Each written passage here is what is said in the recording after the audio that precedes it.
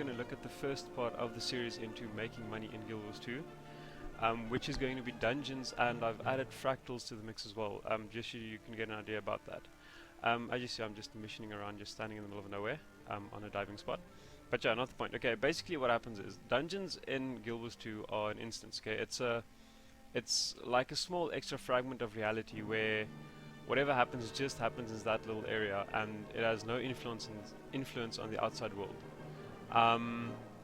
What that basically means is you can do a dungeon over and over and over again, and the mobs will also always be respawned, and the bosses will always be there. Okay, so there's no need to wait a while before you need to do them again.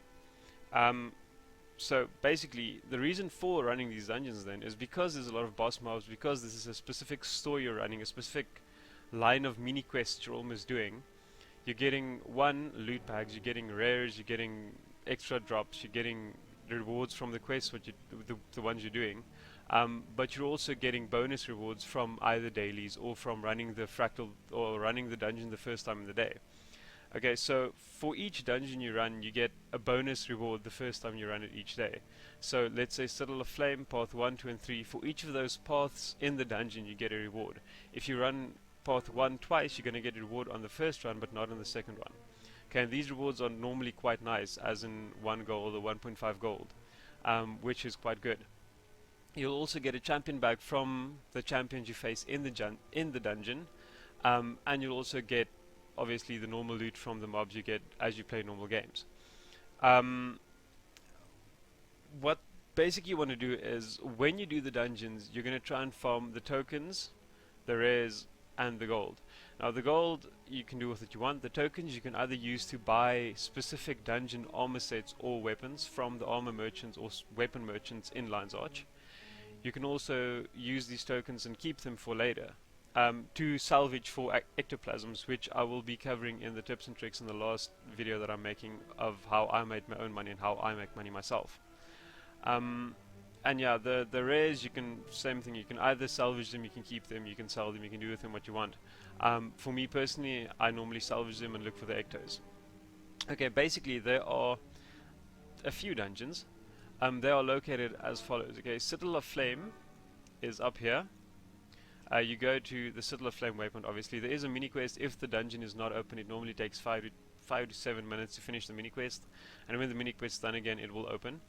It's in Far Out Rise, which is 60 to 70 zone, which is quite high, so just be careful of that. Secondly, there's Ascalonian Catacombs in the Plains of Ashford. This is a lot easier dungeon. It's the lowest dungeon there is. It's in a level 1 to 15 zone, so it's pretty chilled. And the dungeon level itself, I think, is like 35, which is also quite easy to handle then. Next, there's Honor of the Waves. This is once again a very high level dungeon. It's level 70 to 80, but it's not a hard dungeon to do. It is hard to get there though. Funnily enough, it also is the only dungeon that has underwater one, except underwater path, except now for the Fractals of Mist, but we'll talk about that later. Next, there's Sorrow's Embrace, which is, where's this? Dredge Haunt Cliffs, which is 40 to 50 zone. Also not a very hard dungeon. Actually quite good time for money you get out of this dungeon, and there's quite a lot of champions in this dungeon. Okay, next there's the Crucible of Eternity, which is, it's a bit harder, but it's also in a high level zone, Mount Maelstrom 60 to 70, and it's quite hard to get there, and when it's not open, it's quite a big quest to get it open, but it is also quite a nice dungeon for money and for getting items. Next, Catechus' Manor. This isn't a really hard dungeon, but it does have some weird tricks to it, so you got to look out for that. Okay, it's also in a level 1 to 15 zone, Queensdale, level 1 to 15, so it's not that hard and is lower level. Okay, second to last is Twilight Arbor. You go to Twilight Arbor waypoint, obviously. It's also in a 1 to 15 zone, Caledon Forest, but Twilight Arbor is a harder dungeon. So there is one path which is quite easy, but the rest of them are quite hard. And it also has the Aether path, which is quite a hard path and takes quite a while if you don't have a proper group set up. And then lastly there's Ara, which is the highest level dungeon in the game. It's permanent level 80 dungeon. It's in the end zone of the game. The paths in Ara are extremely long, but they're extremely rewarding. You get a lot of champion bags, you get a lot of gold. It's hard, but it's worth in the end, okay? Now basically you always want to do the highest dungeons possible, okay? So from 60, well, let's say 70ish, 68, 70ish upwards, because if you salvage a rare that is 68 and up, you get an ectoplasm, and we're trying to farm ectoplasms as well. So doing dungeons which are below that, for example Ascalon Catacombs, are quite quick and it's easy to do, but you're not getting ectoplasms from the tokens you get from the dungeon. So for example, in that case, Citadel of Flame is a lot easier because you get tokens that you can use to buy weapons which you can salvage. You get ectoplasms, and I will later explain to you why ectoplasms are so important, but we want to get as much of them as possible. That and piles of crystalline dust. Okay, so basically, there is a certain paths that people have realized in the time of Guild Wars that are easy to run, that are faster, the amount of money you get from them are the quickest, it's the biggest return for your time invested in them, okay? So I'm going to go through a list of the paths and what you'll get from them and pretty much how long they take, okay? Now this is a list for more experienced players, okay? If you're still new to the game and you're still learning which dungeons you should be doing and which ones are a bit too hard for you at the moment, okay? There are basically 3 sets of dungeons you can do, okay? Just to get some money quickly, and as you later get better items and get a better group, you can look at speed running more of the other dungeons, okay? The ones you can look at if you're still new to this is Citadel of Flame up here. It's path 1 and 2, okay? Next, it's Ascalonian Catacombs down here. It's path 1 and 2 again. And then lastly, it's Sorrow's Embrace, which is up here, and that is path 1 and 2 as well. No, 1 and 3, sorry, 1 and 3 as well, sorry, I just misread. That's 1 and 3 as well. Okay, so these are, well, 1 and 3. These are quite nice dungeons because they're quite easy to do, they're quite quick to do, and you should not fail them too easily. Even in a random group you find in the group finder. Okay, for the players who are more experienced and just looking for a bunch of dungeons or a list of dungeons they can do which are quite quick and the reward for them are quite big. Okay, there's quite a list, so be ready for this. Okay, Citadel of Flame. Up here, path 1 and 2, okay? Path 1 normally takes about plus minus 10 minutes, and you get 1.05 gold, plus 40 tokens, and obviously the loot bag, okay? For each of the dungeons, you're getting 40 tokens and the normal loot bags and the bonus loot bag, if you're the first time you do it for the day, okay? You also only get the bonus gold if you do it for the first time per day. Secondly, Citadel of Flame, path 2, okay? That takes plus minus 15 minutes, that's also 1.5 gold. Then, Ascalonian Catacombs, path 1, 2 and 3, that's about 25-30 minutes each path, and that's 1.55 gold, okay, so it's a bit more gold. Then Catechus' Manor over in Queensdale, also path 1, 2 and 3. Path 1 is about 25 minutes, path 2 is about an hour, which is quite long, and path 3 is about 35 minutes. But with path 3 you're going to get a lot more champions. They all give 1.05 gold per path you do as the bonus, okay? Next, Twilight Arbor. If you're really brave, you can do the Twilight Aether path, which it does have a nice reward, but I would honestly not do it because you can get stuck there and that's going to take quite a while. Okay, so do Twilight Arbor up forward or forward up, and that is plus minus 30 minutes, and that's 1.05 gold again. Next, we look at Sorrow's Embrace, path 1 and 3. That's 25 to 30 minutes each, and it's 1.05 gold plus the normal tokens and loot bags and everything. You're getting 40 tokens and the loot bags with every single dungeon. Okay, third to last, it's Honor of the Waves up here. It's path 1, 2 and 3. It's 45 minutes each, plus minus, and also again 1.05 gold. Crucible of Eternity all the way down here. It's path 1, 2 and 3. Path 1 takes a bit longer, about an hour, and also gives 1.5 gold. Path 2 and 3 give about 45, it takes about 45 minutes, and they give about 1.5 gold as well. And then lastly, the last path I'd recommend is Ara path 2. It takes about an hour to an hour and a half, but it gives you 3.05 gold, which is quite a lot. The thing to remember with these times I've given you, because this is the list I personally use, I will at the end of the video put up a little credit section with all of the paths as well, so you can look at them if you want, or pause it there and see which ones you want to run. Just need to remember that the paths that are normally longer normally have more champions, which will give you more champion bags, more drops, more loot, everything. Okay, so normally they're longer, but the reward is still nice. Okay, what I've done is the list I've compiled is just a list about what I've gotten and how quickly that has happened. Okay, so in the longer dungeons, I've normally, even though the bonus was a little bit less for the first time per day, I've normally gotten more drops, more items, which I could then salvage or sell. Okay, for these dungeons, what we want to do is we want to farm as much tokens as possible, and then later use the tokens to buy items which are 68 and higher from the item merchants, the cheapest items, and then just salvage them for ectoplasms. But I'll explain that later. Okay, next we're going to look at fractals. Okay, fractals are, once again, it's a lot like a dungeon. Okay, they're situated here in Lion's Arch, the entrance, and they're made for more than one person. Dungeons, you can, if you're good, you can sometimes solo them and sell the paths for money, but it is a lot harder, and you have to have the proper equipment and builds and everything. Fractals, they're made for a few people. Okay, now fractals are just like dungeons. They're an instance you go into, and in this instance you complete certain quests and certain things you need to do. Now in a fractal there's normally, well, not normally, in a fractal there's 4 missions you do. Okay, it's 3 normal missions where you do certain quests or do certain things, get a boss, fight a boss, beat the boss, get an item, get a loot bag, get whatever, and go on to the next fractal. Okay, and the last fractal, you're not doing a quest, all you're doing is you're fighting a boss. Okay, a big bad guy, or 2 actually. So, and then in the end, with that fractal you get a bonus chest or a bonus item as well. Okay, from levels, okay, again it's needed to say that fractals scale to your level. Okay, you have your normal level, which is your level you get while you're playing. Then you've got your world level and your PvP level. You also have a fractal level.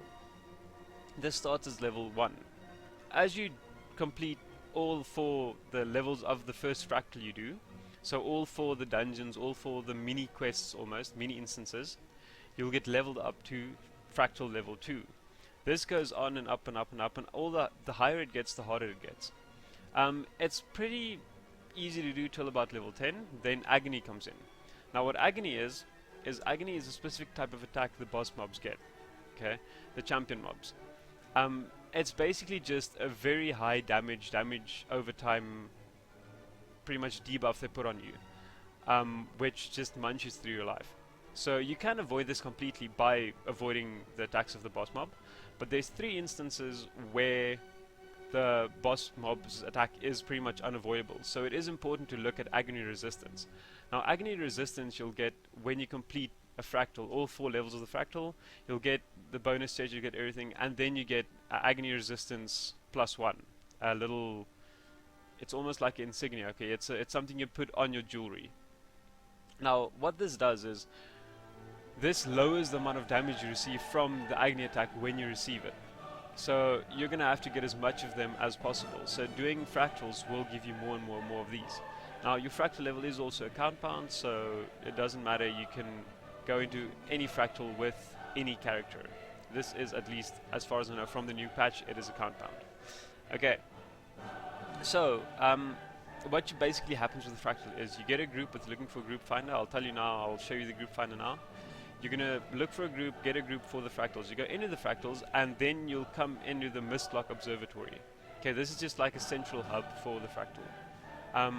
From there, you're going to jump into the fractals when you're ready. Jump into your first fractal. Okay, the fractals normally scale in difficulty. From the first mini instance / fractal you enter is a bit easier. Second one harder, third one harder, fourth one the hardest. So it's normally quite easy to run through quite quickly if you have a good group as well. The Agony, just on that point again, will ramp up. It will get bigger and hit harder and be harder to avoid as you level up in fractal levels, and that just keeps going. From level 31 upwards, there's Mistlock Instability. That's another kind of debuff, but what it does is from that point upwards, for each level, so level 31, there's a specific set of things that happen.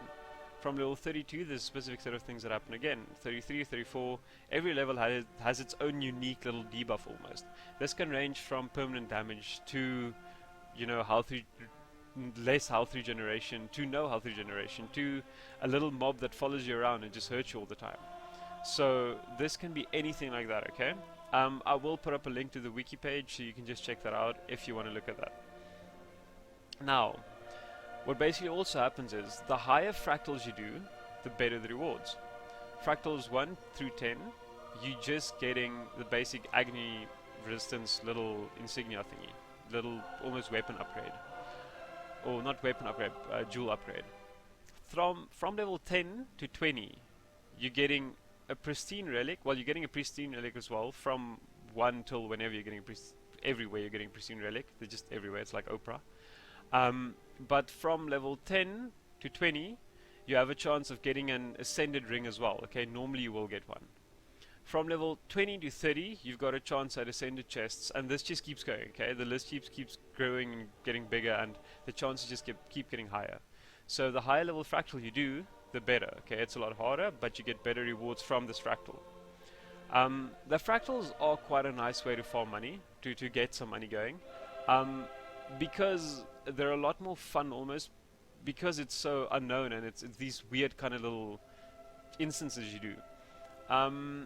You're not going to get a bonus from the fractals like the dungeons for the first time you complete it. There is a bunch of achievements for them though.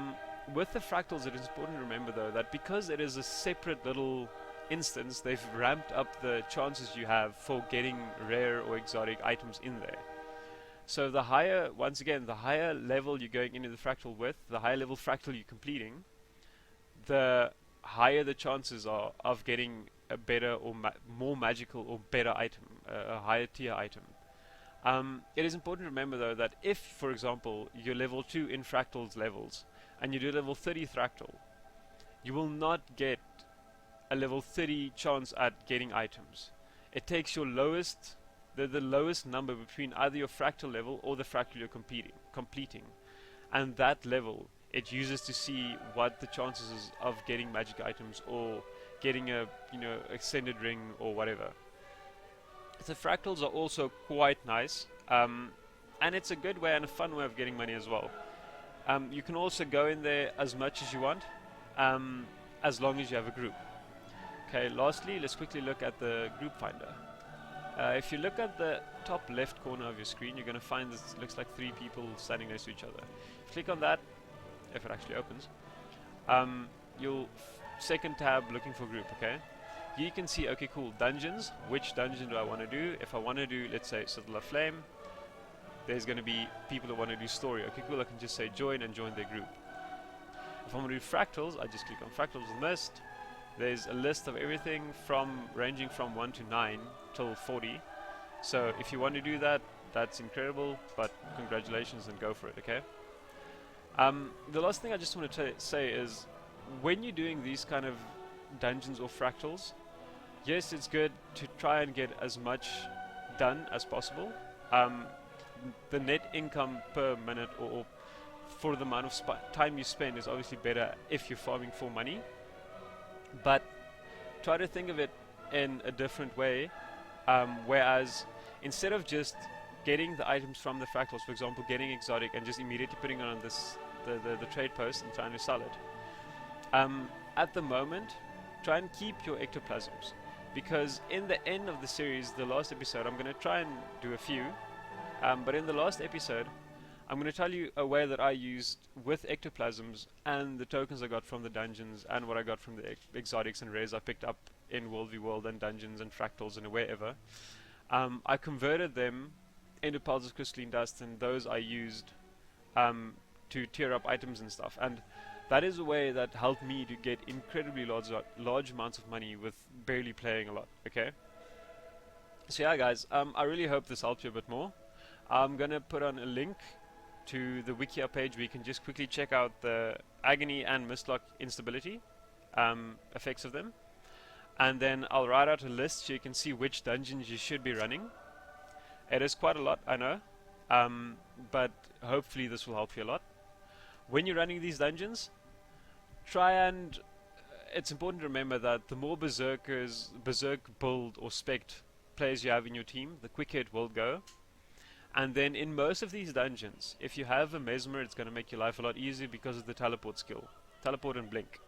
For example, in Citadel of Flame, there's parts of the game, or parts of the dungeon you can completely bypass by just using teleport and blink effectively. Okay guys, that's all for now. The second video is going to go about World v World and PvP as far as I remember, or world bosses. I'll just quickly check. But thanks so much for watching. I really hope, yeah, World v World and PvP. Thanks so much for watching. I hope this helps. I hope the information I've given you helps a lot, and it actually helps you in a way that helps you get some more money. For the moment, I'd advise starting to farm those tokens, getting the ectoplasms, and just keeping them, okay? Because later it's going to help you a lot. If you've got a lot of tokens, as well as the new jewels for skill points we can use at the Mystic Forge. Okay guys, thanks so much for watching, and I hope really this helped you all. Please subscribe, like, comment. Give me comments as well, good or bad, and I hope this helped you all. Cheers.